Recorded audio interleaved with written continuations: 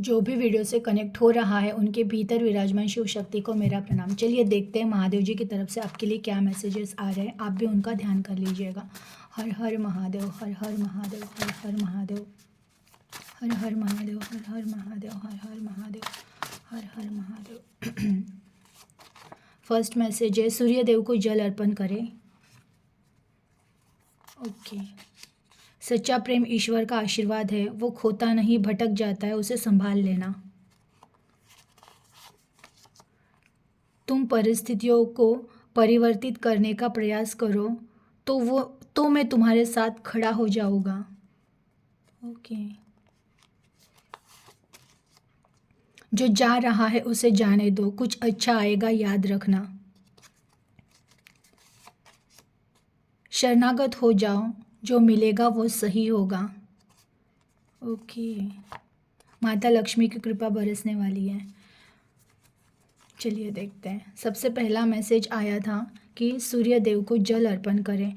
आज जो भी कनेक्ट हुआ है, अगर आप सूर्य देव को जल अर्पण कर रहे हो और ये मैसेज आया है तो उनकी सूर्य देव की कृपा आपको मिलने वाली है। और जो भी व्यूवर्स अगर सूर्य देव को आप जल अर्पण नहीं कर रहे हो तो आपको आज एक उपाय बताया जा रहा है कि सूर्य देव को जल अर्पण करना स्टार्ट करो। तो शायद अगर आपके लाइफ में कुछ ऐसे प्रॉब्लम्स हो रहा है, कुछ काम है जो बन नहीं रहे हैं, रुक गए हैं, तो वो काम ज़रूर स्टार्ट हो जाएंगे, क्योंकि आपको एक उपाय बताया गया है कि सूर्य देव को आपको जल अर्पण करना है।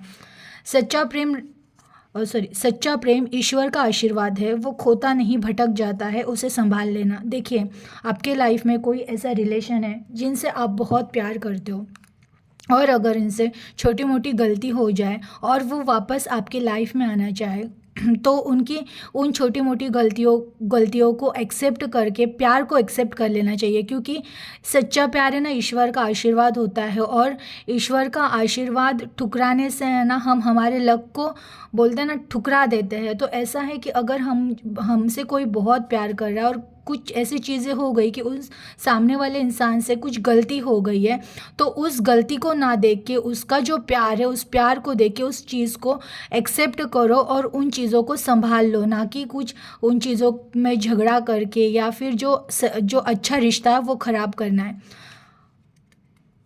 तुम परिस्थिति को परिवर्तित करने का प्रयास करो तो मैं तुम्हारे साथ खड़ा हो जाऊंगा। देखिए, अगेन आज जो भी कनेक्ट हुए हैं उनके लिए ऐसे मैसेज आया है कि आपकी परिस्थिति अगर बहुत आप स्टक हो और आप सोच रहे हो कि लाइफ में कुछ मिरेकल या कोई चमत्कार होगा, कोई आके मुझे उठाएगा, तो नहीं।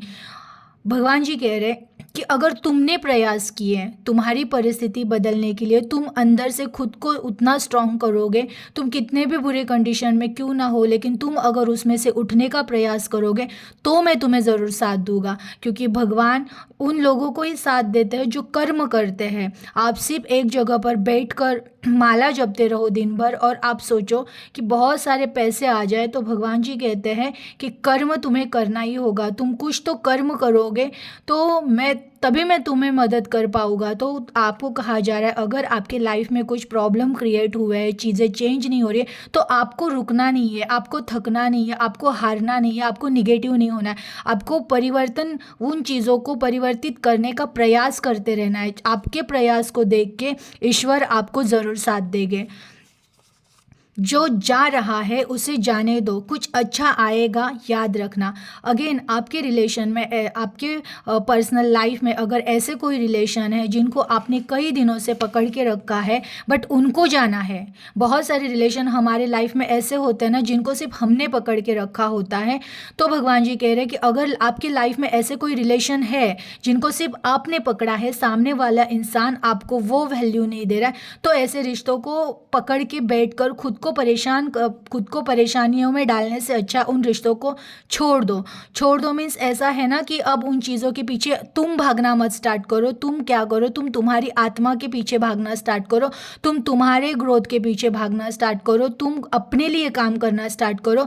उस रिश्ते के पीछे रोना धोना छोड़ दो। जो जा रहा है उसको जाने दो, क्योंकि जो जाता है वो जगह खाली हो जाती है, और जब जगह खाली हो जाती है ना तो उसमें ज़रूर कोई अच्छी चीज़ आती है। तो जो रिश्ता आपकी वैल्यू नहीं कर रहा है और उसको जाना है, तो ज़बरदस्ती ऐसे रिश्ते को पकड़ के मत बैठो, उसको छोड़ दो, क्योंकि वो जाएगा तभी एक जगह खाली होगी और कोई अच्छा रिश्ता आपकी लाइफ में एंटर करेगा। शरणागत हो जाओ, जो मिलेगा वो सही होगा।